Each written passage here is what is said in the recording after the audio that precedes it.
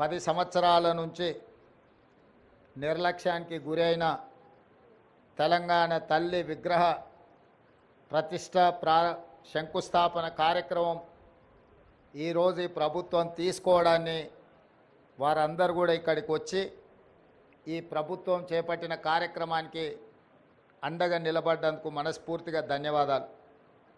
వాస్తవంగా ఈ కార్యక్రమాన్ని పెద్ద ఎత్తున చేపట్టాలన్న ఆలోచన ప్రభుత్వం చేసినప్పుడు వేద పండితులను సంప్రదిస్తే ఈ రోజు తర్వాత మళ్ళీ దసరా వరకు మంచి రోజులు లేవు, ఈ కార్యక్రమాన్ని ఈరోజు చేపట్టవలసిందిగా వేద పండితులు నిన్న సూచన చేయడం జరిగింది. అందుకే చాలామంది మంత్రివర్యులు ముందస్తుగా నిర్ణయించిన కార్యక్రమాలలో ముఖ్యంగా ఉప ముఖ్యమంత్రి గారు కేరళ పర్యటనలో ఉన్నారు. మిగతా మంత్రివర్యులు కూడా ఇతర కార్యక్రమాలలో ముందే వాళ్ళ కార్యక్రమాలు నిర్ధారించడం వల్ల పెద్ద ఎత్తున ఈ కార్యక్రమాన్ని ప్రభుత్వం ఏర్పాటు చేయలేకపోయింది. ఏది ఏమైనా సంకల్పం పట్టుదల ఉంటే ఏది అసాధ్యం కాదు అని తెలంగాణ ఉద్యమకారులు తెలంగాణ ఉద్యమాన్ని తెలంగాణ రాష్ట్ర సాధనను నిరూపించారు. వెంకటరెడ్డి గారు చెప్పినట్టు 60 సంవత్సరాల యొక్క ఆకాంక్షను శ్రీమతి సోనియా గాంధీ గారు ఇచ్చిన మాట నిలబెట్టుకోవడానికి వారి మాటే శిలాశాసనం. ఒక్క మాట చెప్పిండ్రంటే అది చరిత్రలో సువర్ణ అక్షరాలతో లిఖించదగిన విధానమని 2004 కరీంనగర్లో వారిచ్చిన మాట ప్రకారం 2014 తెలంగాణ రాష్ట్ర ఏర్పాటు కల సాకారమైంది. 2014 నుంచి 2024 వరకు దాదాపుగా 10 సంవత్సరాల అధికారంలో ఉన్నవాళ్ళు ఎన్నెన్నో నిర్మించడం, ప్రపంచానికే ఆదర్శంగా నిలబడడం, చాలా విషయాలు గొప్పలు వాళ్ళు ప్రస్తావించడం జరిగింది. నేను పెద్దగా రాజకీయ విమర్శలకు నేను వెళ్ళదలుచుకోలేదు, కానీ 10 సంవత్సరాలు పరిపాలన చేపట్టిన వాళ్ళు తెలంగాణ తల్లిని తెరమరుగున పడవేసిండ్రు. ఎందుకంటే తెలంగాణ తల్లి కంటే కూడా వారే ప్రాధాన్యత, వారే తెలంగాణకు సర్వం, నేనే తెలంగాణ, తెలంగాణనే నేను అనే విధంగా గత పాలకులు వ్యవహరించిండ్రు. ఆ విధానానికి కాంగ్రెస్ పార్టీ, ప్రజలెన్నుకున్న ప్రభుత్వం, ప్రజాపాలన ఆ పాత విధానాలకు విరుద్ధం ప్రగతి భవన్ పేరు మీద పెద్ద గడిని నిర్మించుకొని చుట్టూతా ముళ్ళ కంచెలు ఏర్పాటు చేసుకొని వందలాది మంది పోలీసుల పహారల మధ్యలో వారు భద్రంగా అక్కడ ఉండి తెలంగాణ ప్రజలకు ప్రవేశం లేదు అని నిషేధించిన ప్రగతి భవన్ను ప్రజాభవన్గా మార్చి జ్యోతిరావు పూలే భవన్గా ఈరోజు తెలంగాణ ప్రజలు ఏ సమస్యలు ఉన్నా స్వేచ్ఛగా లోపలికి వెళ్ళొచ్చు, అక్కడున్న ప్రజాప్రతినిధులకు అధికారులకు విన్నవించవచ్చు, ఆ సమస్యల్ని పరిష్కరిస్తాము అని చెప్పి గడిగా మారిన ప్రజాభవన్ను ఈరోజు వాళ్ళు ప్రగతి భవన్ పేరు మీద ప్రజలకు దూరం చేస్తే ప్రజాభవన్ పేరు మీద మన ప్రభుత్వం ప్రజలకు అందుబాటులోకి తీసుకొచ్చి దేశానికే ఆదర్శంగా ఈ ప్రభుత్వం నిలబడ్డది. అదేవిధంగా సచివాలయం తెలంగాణ పరిపాలనకు గుండెకాయ. తెలంగాణ ప్రజల యొక్క ఆకాంక్షలు నెరవేరాలన్నా, తెలంగాణ రాష్ట్ర అభివృద్ధి జరగాలన్నా ఈ సచివాలయం నుంచే విధానపరమైన నిర్ణయాలు జరగాలి, ప్రజాప్రభుత్వం పరిపాలన సాగించాలి, మంత్రివర్గ సహచరులు ఇక్కడి నుండే నిర్ణయాలు చేయాలి, ప్రజలు వాళ్ళ యొక్క విజ్ఞప్తులను వాళ్ళ యొక్క సమస్యలను తెలియజేయడానికి ముఖ్యంగా మంత్రులు ప్రజలకు అందుబాటులో ఉండాలి. ఇది సచివాలయ విధి విధానాలు. కానీ 10 సంవత్సరాలు మంత్రులు కానీ ముఖ్యమంత్రి కానీ ఆనాటి ప్రజాప్రతినిధులు ఎవరు కూడా ప్రజలకు అందుబాటులో లేకపోవడం, ప్రజలకు సచివాలయంలోకి ప్రవేశమే నిషేధం జరిగింది. అదేవిధంగా తెలంగాణ తల్లి విగ్రహం 10 సంవత్సరాలు వాళ్ళు ఏర్పాటు చేయలేదు. దాదాపుగా 22.5 లక్షల కోట్ల రూపాయల ఈ 10 సంవత్సరాలలో ప్రభుత్వం ఆనాటి ప్రభుత్వం ఖర్చు పెడితే తెలంగాణ తల్లి విగ్రహానికి అయ్యే 1 కోటి రూపాయలు అవుతుండొచ్చు మహా అంటే. అయినా వాళ్ళకు మనసు రాలేదు, తెలంగాణ తల్లి విగ్రహం పెట్టలేదు.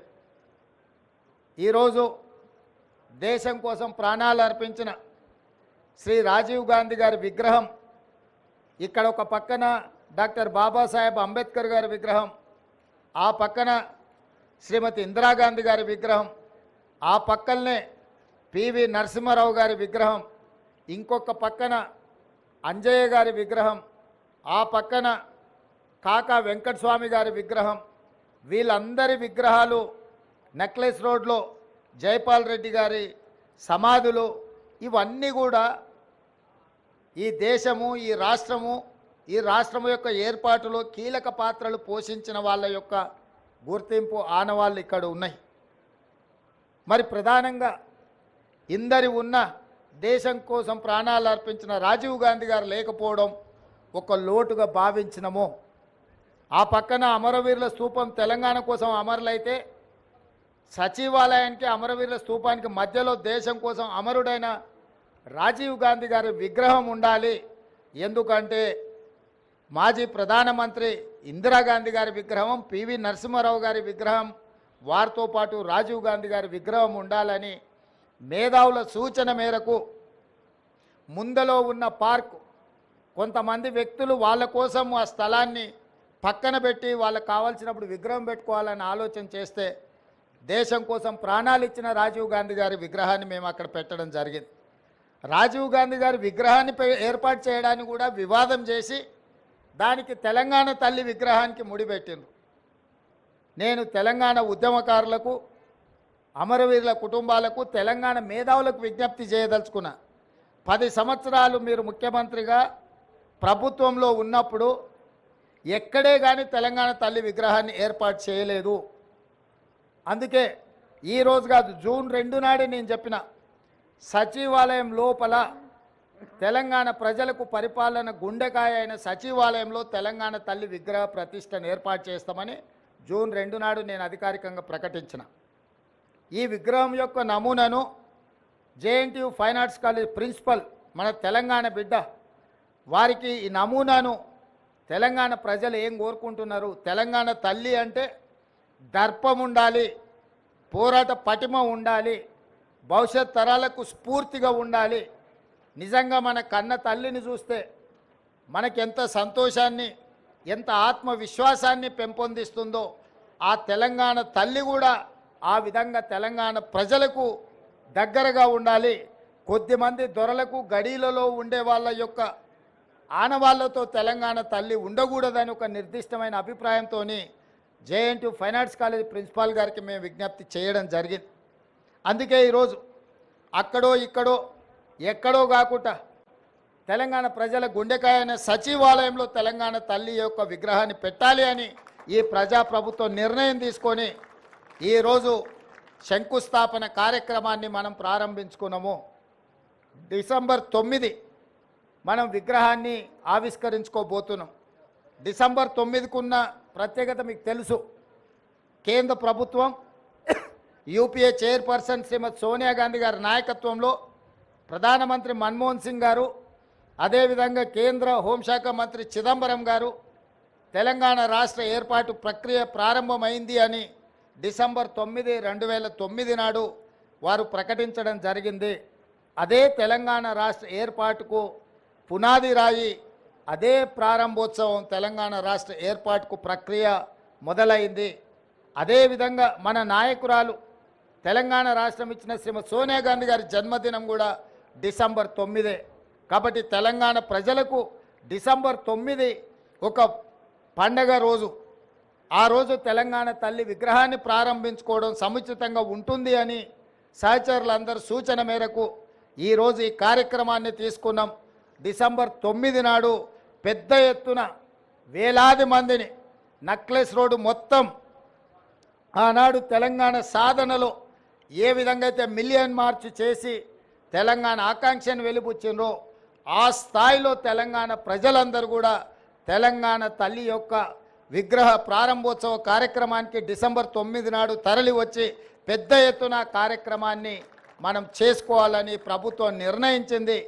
ఈరోజు సచివాలయంలో తెలంగాణ తల్లి యొక్క విగ్రహ ఏర్పాటు ప్రక్రియలో ప్రత్యక్షంగా పాల్గొనడము నాకు నిజంగా అదృష్టంగా భావిస్తున్నాను. నేను ఈ అవకాశం చాలా అరుదు, ఎప్పుడో ఒకసారి ఎవరికో ఒకరికి ఇట్లాంటి అవకాశం వస్తుంది.